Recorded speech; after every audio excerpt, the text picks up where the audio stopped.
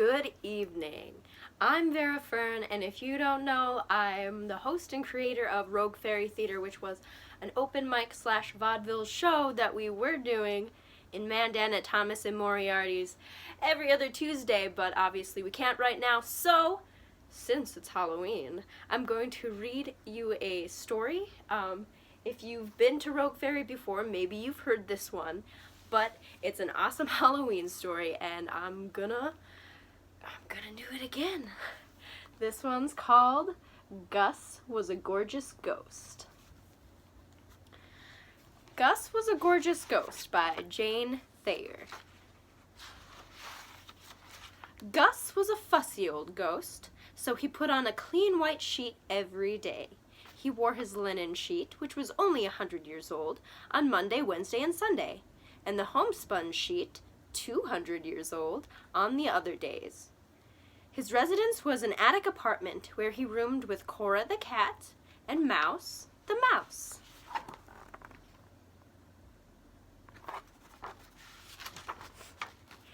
Each day he lugged the next day's sheet downstairs to the washing machine. He spun it in the dryer, then he lugged it back up and ironed it. He kept the clean sheet in a ghostly chest.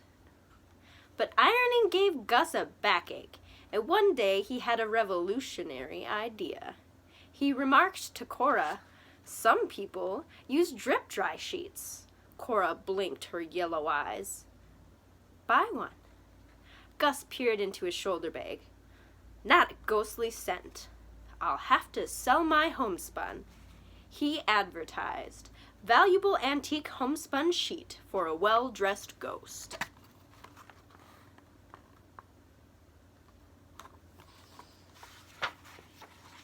A rich ghost named Madame Richardson, who only wore handmade sheets, snapped up this prize. Her money was in ducats of the year 1200, but Gus got the ducats changed into dollars at the Second National Bank. He put the money in his shoulder bag and went shopping. "This will save me a lot of work," he thought with satisfaction, as he picked out a queen-size drip-dry sheet. He put the sheet on then and there. "Needs fitting through the shoulders," he noted as he looked in the mirror.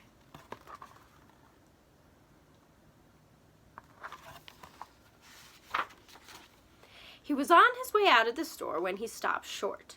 There was another counter of drip-dry sheets, but they were so different from the sheets he was used to that he couldn't believe they were sheets. There were pink sheets, yellow, blue, some with sweet peas. "I thought sheets were always white," gasped Gus.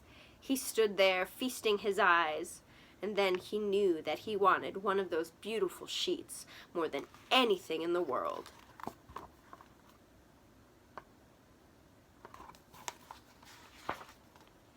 "But ghosts wear white sheets," he moaned.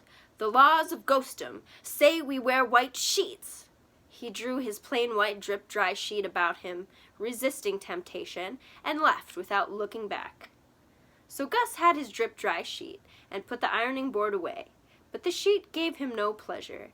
He dreamed he was wearing a lavender sheet, all lilacs, and the other ghosts put him in jail.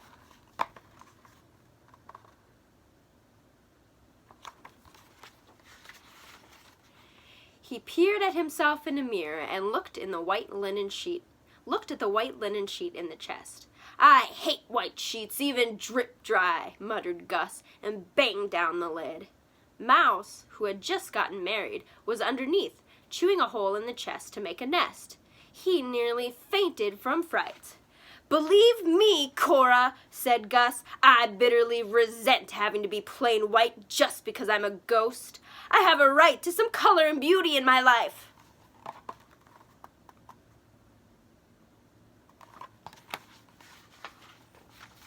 He became very cross, which was not like Gus. When he happened to step on Cora's tail, he blamed Cora, and when Cora sharpened her claws on the furniture just slightly, he shouted, "Stop it, stupid!" "He's going berserk," said Cora. Mouse, almost, but not quite, flounced off to chew a hole somewhere else. Since he now felt his life had no color or beauty, Gus lost interest in everything. He wore his drip-dry sheet all the time, but he didn't bother to wash it. and he didn't have it fitted through the shoulders. He drooped in his chair and stared into space and let the days drag by.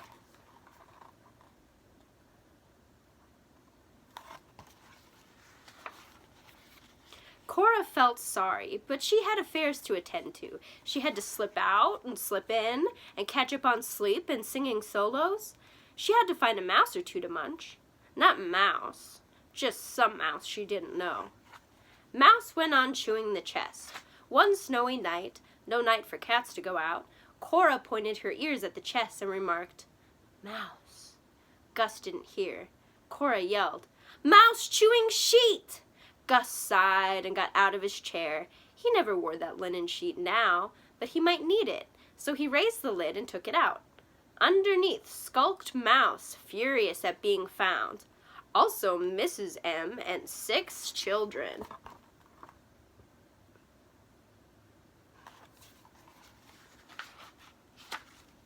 "Leave!" thundered Gus, and he and Cora watched while Mr. and Mrs. Mouse lugged little ones away. That's not nice. Then Gus noticed a yellowed paper lying on the bottom of the chest. "What's this?" He took it out. "Why, it's the laws of ghostdom. I haven't seen these for at least 600 years.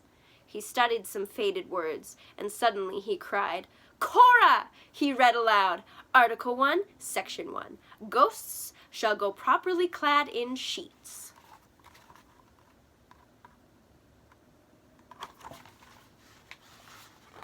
Gus gasped. "It doesn't say white sheets." "Then why," he asked in bewilderment, "do ghosts always wear white?" The answer came to him. "I see," said Gus, nodding wisely. "White sheets were all they had when the laws were laid down. But since it doesn't say white, Cora, I can wear a beautiful colored sheet." He paused. "I haven't got a ghostly scent, but maybe Madame Richardson will buy my linen." Alas, Madame Richardson now wanted no sheet she had to iron. "I'll give a concert and raise some money," Gus cried. He cleaned the rust off the old chains he kept for the occasional clankings and gave a bang-clank concert. Cora sang. But only a few ghosts came, and even Madame Richardson slipped out without paying.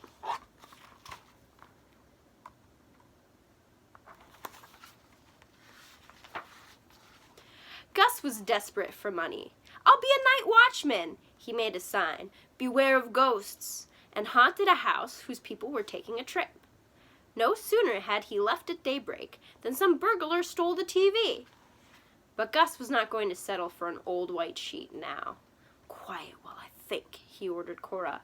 Finally he said, "It's simple. I'll draw pink sweet peas on my drip dry sheet with crayons." He found some crayons and drew pink sweet peas all over his sheet. But Cora sat on some, and when Gus washed off her paw prints, the sweet peas washed off too. "Very well," said Gus, and he tried watercolors. He painted lilacs, but again the colors ran in the washing machine.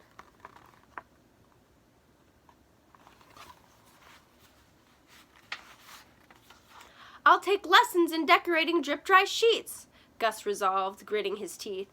He went off and took lessons and came home murmuring, "Potato prints." With ghostly words, Gus produced potatoes for potato prints. He added some apples, lemons, carrots, tomatoes, and onions. Cora was mystified. Gus collected tubes of printer's ink and tools. He spread out his sheet. Then he mixed the inks until he had colors that satisfied his soul. He sliced through his vegetables neatly and cut clever designs. No sweet peas this time. Gus had learned that he should express his ghostly personality.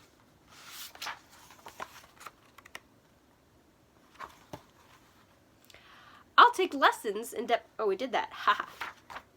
He brushed green ink on potatoes and stamped designs that had secret meanings for ghosts. Then he let himself go. He swooped an onion about to make a swirling purple mist. A tomato created blue fog and mysterious scarlet shadows.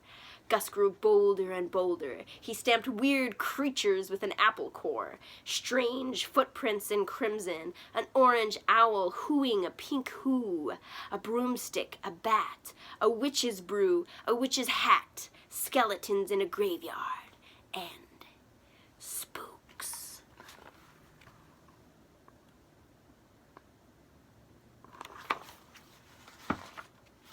"How's that?" asked Gus, and while his designs dried, he got the ironing board out to set the colors with the iron.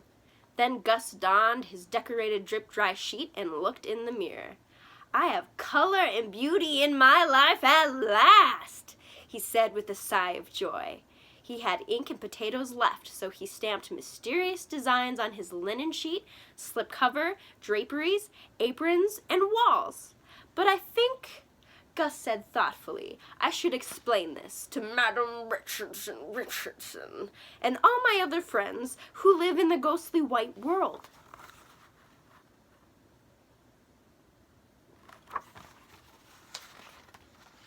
He called a meeting and read them the laws of ghostdom, which all the ghosts had forgotten. By unanimous vote, they amend Article 1, Section 1 to read, "Ghosts shall go clad in colored sheets if they want to."